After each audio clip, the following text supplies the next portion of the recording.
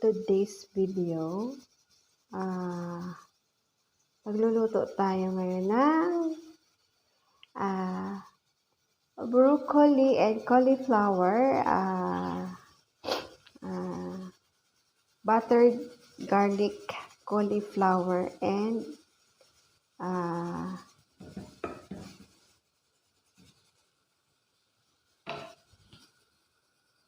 broccoli. Yan ang ating video. Ngayon guys, ito, pakuluan natin siya mga 1 minute lang. Ayan. Nilagyan ko siya guys ng ng carrots para may pula-pula siya. Yan, di ba guys? Maganda yan siya. Antayin natin siyang kumulo. At hanguin natin siya sa tubig. Nilagyan ko yan siya guys ng asin para may lasa na ang ating gulay. Ayan na siya guys, oh. Kumukulo-kulo na. So, mga 1 minute lang siguro. Yan. Tapos hanguin na natin, tanggalin natin sa tubig, i-drain natin. Yan. Saka natin siya igigisa sa bawang sibuyas with butter. Ayan. I think guys, okay na siya. Patay na natin. Para pag ginisa natin sa butter, crispy na siya guys. Hindi siya lutong-luto.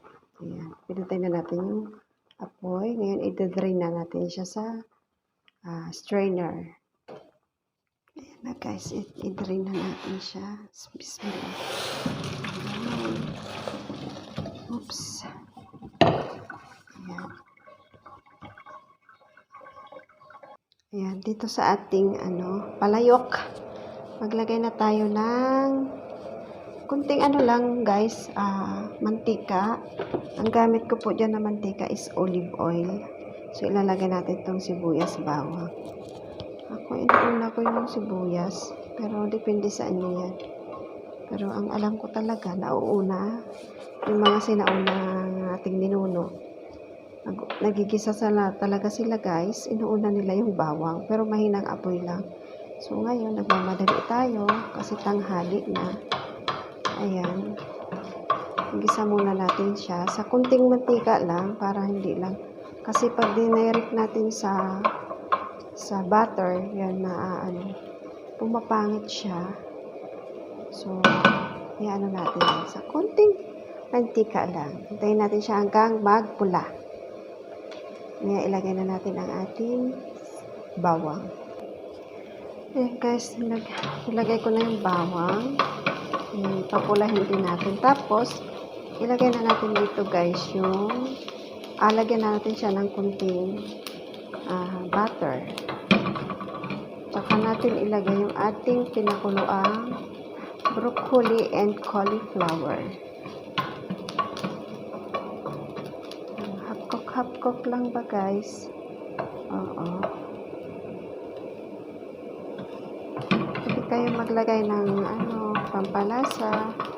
Pero ako guys, wala kasi ganito lang guys. Kunting asin, paminta. Yun lang ang aking ilalagay. Ito guys, naglagay na ako ng butter. Ayan. So ngayon, ilalagay na natin ang ating natin. Ayan. Ayan guys.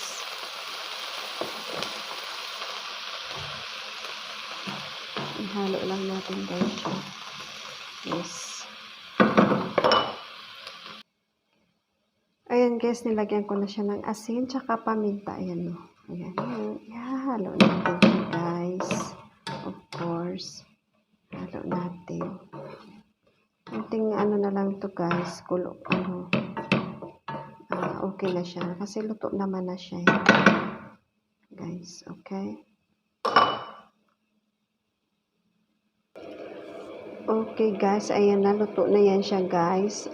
Masarap sana to guys kung may oyster sauce. Kaya, kung meron kayo dyan sa bahay, lagyan nyo po guys. Depende yan kung anong mga pampalasa ang inyong ilalagay. So, sa akin, ito simple lang. Kaya, ito lang po. Diskartihan lang po yan kung paano natin mapasarap ang ating niluluto. Kaya lang guys, nandito na lang. Maraming salamat. Salamat and God bless us all. Shout out sa aking team, ang team Solid Kalingap Negros. Headed by Kuya RP Max. Maraming salamat guys. Maraming salamat and goodbye. Paalam. Thank you.